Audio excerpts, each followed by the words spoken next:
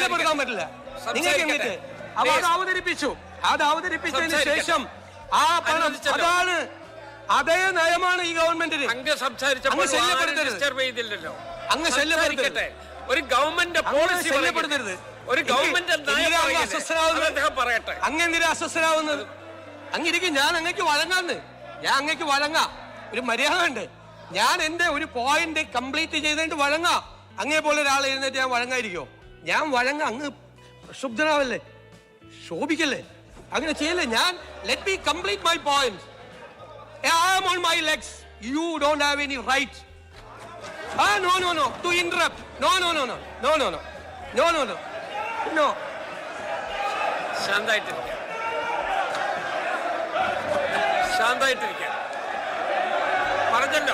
പറഞ്ഞല്ലോ ഒരു ഗവൺമെന്റ് നയം പറയല്ലേ, ആ നയം സഭയെ അറിയിക്കല്ലേ. അത് കേൾക്കൂ. വിയോജിപ്പുണ്ടാകാം, അത് വേറെ പ്രശ്നം. പക്ഷെ ഒരു ഗവൺമെന്റ് നയമല്ല പറയുന്നത്.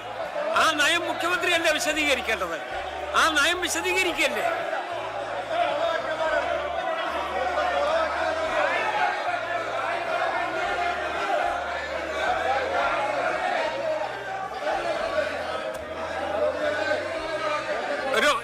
ഒരു ശാന്തമായിരിക്കൂ.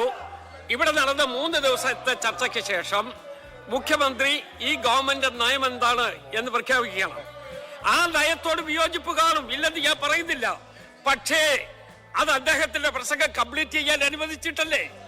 അതിന് നമ്മൾ ഒബ്സ്ട്രക്ഷൻ ഉണ്ടാക്കിയാൽ അതിന്റെ അർത്ഥം എന്താ? ആ നയം എന്താണെന്ന് അറിയണ്ട എന്നുള്ള നിലയിലാണോ? അതുകൊണ്ട് മുഖ്യമന്ത്രി പറയട്ടെ, ഈ ഗവൺമെന്റ് നയം എന്താണ് എന്ന് അദ്ദേഹം പറയുകയാണ്. അത് ശാന്തമായി കേൾക്കൂ.